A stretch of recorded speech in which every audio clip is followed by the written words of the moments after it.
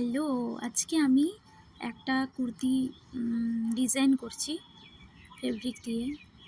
একটু স্পিড করে দিয়েছি যাতে সবাই দেখতে পারে। অনেকটা সময় লেগেছে তো, অনেক সময় লাগে করতে। তাই স্পিড করে দিয়েছি একটু। আর কেমন হয়েছে সবাই একটু কমেন্ট করে জানাবেন যে আমার আঁকাগুলো কেমন হচ্ছে।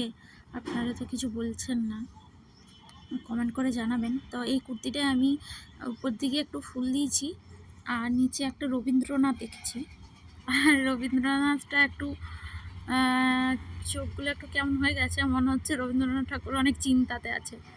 তাই এটা তো তুলিতে আঁকা আর কাপড়ের মধ্যে সেরকমভাবে আঁকতে পারিনি। আর আমি তো আঁকতে সেরকমভাবে পারি না, তাও চেষ্টা করছি। একটা কাস্টমারের আবদার ছিল যে আমাকে এই কুর্তির মধ্যে রবীন্দ্রনাথ এঁকে দিতে হবে।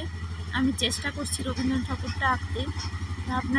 আপনারাও বলবেন আমাকে যে কেমন হয়েছে আঁকাটা। আপনারা না বললে আমি বুঝতে পারবো না যে কেমন হয়েছে আঁকাটা। তাই আপনাদেরকে বলতে হবে যে আমার আঁকাগুলো ঠিকঠাক হচ্ছে কি না বা ভালো লাগছে কি না।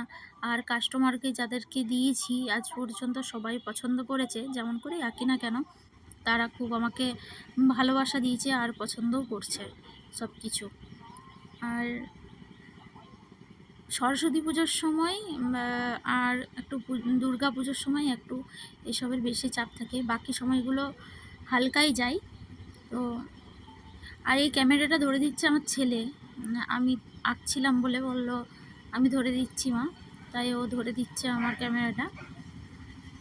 আমার ছেলে আমাকে খুব সাহায্য করে আঁকার সময়, কারণ আমি একা সব কিছু একা করতে পারি না। ও আমার তুলি ধুয়ে দেওয়া, রং মিক্স করে দেওয়া, কন্ট্রাস্ট কালার যদি লাগে সে কালারগুলো ঢাকা খুলে দেওয়া, তারপরে আবার ঠিকঠাক রেখে দেওয়া, এগুলো সব আমার ছেলে করে দেয়। আমি শুধু বসে বসে আঁকি, ব্যাস আমার এইটুকুই কাজ। আর কেমন হয়েছে একটু অবশ্যই আপনারা জানাবেন, না হলে আমি বুঝতে পারছি না আমি ঠিকঠাক করছি কি না। আপনাদের দায়িত্ব এটা যে আমাকে বলা যে ঠিকঠাক হচ্ছে কি না। আপনারা না বললে আমি কী করে বুঝবো যে ঠিক হচ্ছে না ভুল হচ্ছে। দেখুন কেমন হয়েছে।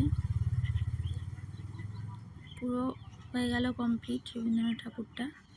আর একটু চুলগুলো একটু পুরো পুরো আমি আমার ছেলে সাদার সাথে আকাশি রং একটু দিয়ে হালকা আকাশি করেছিল, কারণ একটা হলুদ কালারের কুর্তা তো তার মধ্যে এটা ফুটছিল না, তাই তার উপরে আমি একটু সাদা দিয়ে দিলাম। বলুন তো কেমন হয়েছে।